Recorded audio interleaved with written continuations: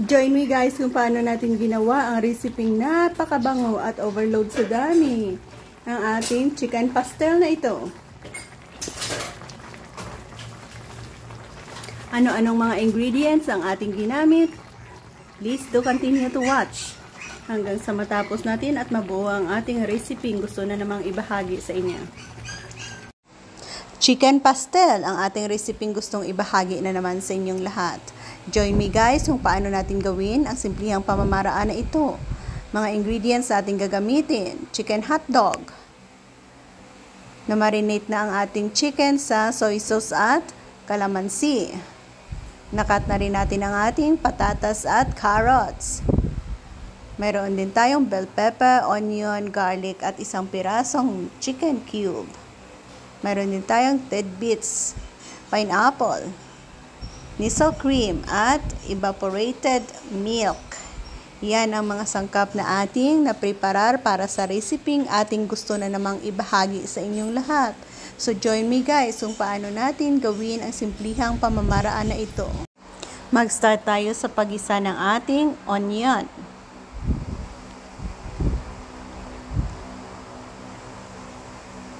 Next sa ating onion, ang ating garlic. Yan, hayaan natin umamoy o bumango. Next, ilagay natin or i-add on natin ang ating marinated chicken. Hayaan natin mag-slightly brown ang ating chicken at balikan ko kayo kung ano ang lagay after few minutes.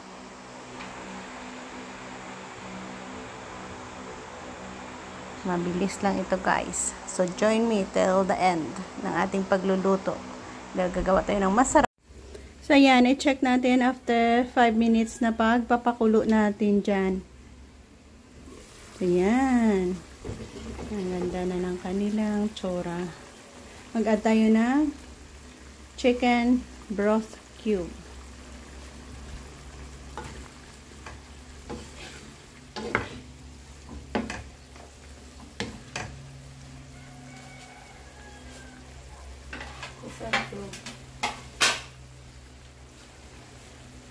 Next, ang ating chicken hotdog. Medyo madami-dami itong ating niluluto.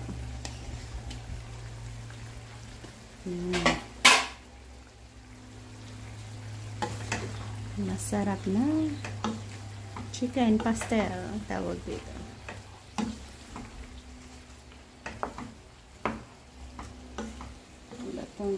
Hintayin natin mag-absorb ang mga pampalasa natin sa ating mga main ingredients dyan.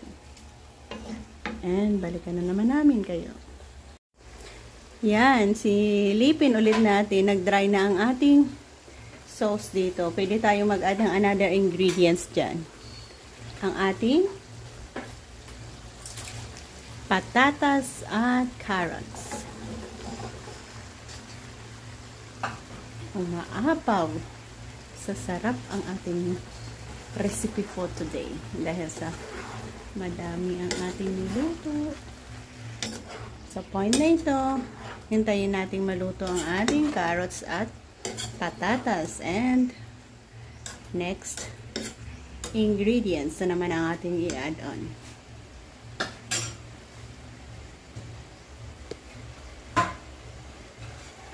Halfway ang ating paglambot ng patatas at carrots, mag-add tayo ng evaporated milk. Yan ang ating dinagdag dyan. Isang kanang evaporated milk. Next, ang Nissel cream. Isang pack. Yan, ang sikreto na nagpapasarap sa ating gravy.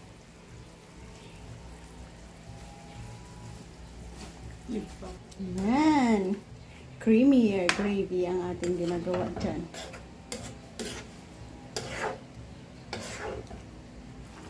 Yan. Pwede na tayo mag-add ng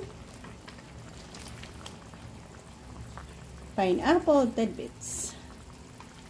Isa sa nagpapasarap at nagpapalinamnam ng ating chicken pastel.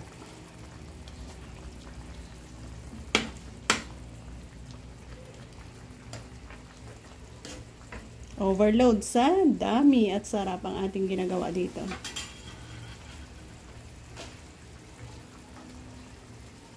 Next, ang ating bell pepper.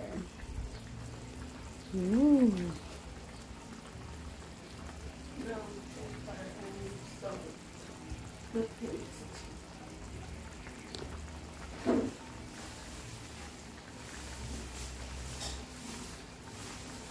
Shout out sa ating 1 viewers.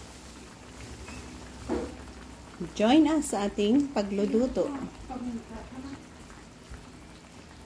ng chicken pastel na ito.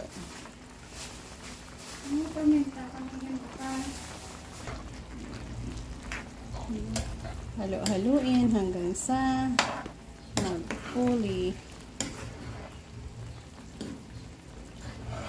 combine. Fully combine.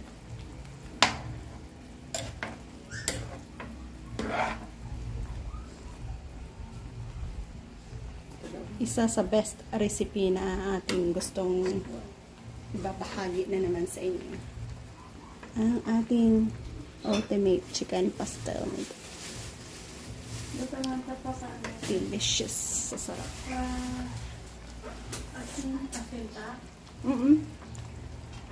And lastly, ang ating salt to taste. Inday, Jenin's good morning, Day. Namit dapli namon. Chicken pastel. So, mag-a-add tayo ng salt to taste. Konting salt para sa sakto at tamang panlasa. Next, mag-a-add tayo dyan ng ginisa mix flavor. Magic sarap. Magic sarap.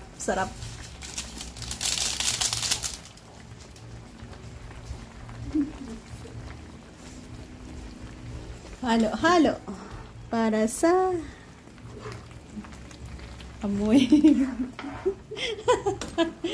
na napakasarap. Dami nito, guys.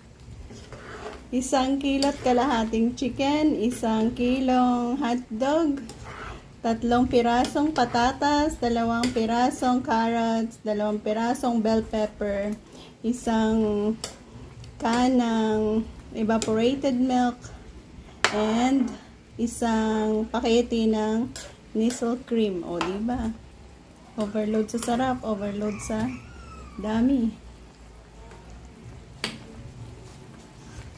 And tikiman time na.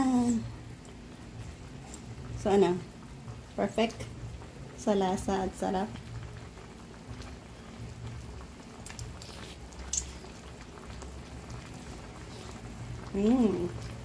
Sarap, guys. Thank you for joining us sa ating pagluluto sa araw na ito at nagkaroon tayo ng masarap na recipe. Ang ating chicken pastel overload sa dami at sarap. Bye-bye, God bless, and happy eating.